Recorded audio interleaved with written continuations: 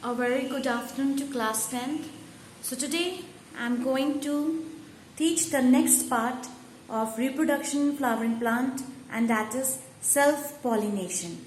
So in the previous class we have studied that what is pollination and how does pollination occur. Now I will tell you the type of pollination, and the first type is self-pollination. So हम लोग ये जान चुके हैं कि pollination is the transfer of pollen grain from anther to the stigma of a flower. ठीक है, तो पर ये फ्लावर जो ट्रांसफर होता है स्टिग्मा फ्लावर में, तो क्या ये फ्लावर एक ही प्लांट के ही फ्लावर्स में ट्रांसफर हो सकता है, या एंथर जो स्टिग्मा में ट्रांसफर होता है क्या वो अलग अलग प्लांट में ट्रांसफर हो सकता है? ये क्वेश्चन आ सकता है हमारे जहन में, राइट? तो यहाँ पे देखो, तो इसके बेसिस पे कि ट्रांसफर जो हो रहा है anther to the stigma of a flower में, तो क्या वो एक ही प्लांट के ऊपर नीचे फ्लावर्स में ट्रांसफर हो रहा है, या तो फिर एक प्लांट के एक फ्लावर में और दूसरे प्लांट के दूसरे फ्लावर में ट्रांसफर हो रहा है, right? So here it is. So self pollination, इसको समझने के लिए सबसे पहले will move on to the self pollination. तो हियर यू सी कि यहाँ पे मैंने एक प्लांट बनाया है. इस प्लांट में फूल प्रेजेंट है, फ्लावर्स प्रेजेंट है, ऊपर भी है नीचे भी है. एक प्लांट में बहुत सारे फ्लावर्स हो सकते हैं, राइट?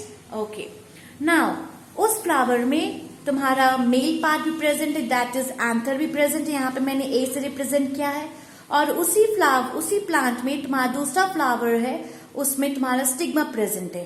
तो यू कैन से दैट कि ये फ्लावर्स जो होते हैं ये यूनिसेक्सुअल भी हो सकते हैं और बाइसेक्सुअल भी हो सकते हैं.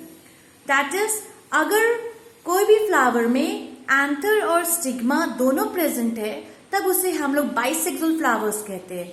यूनिसेक्सुअल, अगर कोई एक सिंगल ही पार्ट प्रेजेंट है, या तो मेल पार्ट या तो फीमेल पार्ट, तब वैसे फ्लावर्स को हम लोग यूनिसेक्सुअल फ्लावर्स कहते हैं. ठीक है, तो यहाँ पे देखो, ये एक बाइसेक्सुअल फ्लावर्स है, ये प्लांट जो है.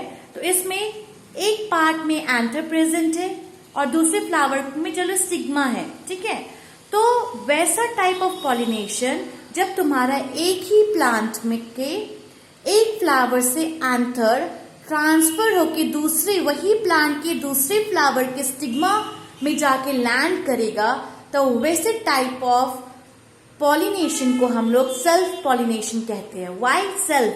क्योंकि वो एक ही प्लांट, खुद के ही प्लांट में तुम्हारा एक्सचेंज हो रहा है पॉलन का. यहाँ पे ये प्लांट किसी दूसरे प्लांट के साथ एक्सचेंज नहीं कर रहा है अपना एंथर, पर यहाँ पे एक ही पर्टिकुलर फ्लावर जो है वो अपने ही एक फ्लावर से अपनी ही बॉडी के दूसरे फ्लावर में पॉलन को ट्रांसफर कर रहा है. सो दैट इज वाई खुद के सेल्फ में ही ट्रांसफर हो रहा है पॉलन. तो that is why this is known as self pollination. जैसे यहाँ पे आप देखो, फ्लावर है, इस फ्लावर में तुम्हारा स्टिग्मा भी प्रेजेंट है और इसी फ्लावर में तुम्हारा एंथर भी प्रेजेंट है.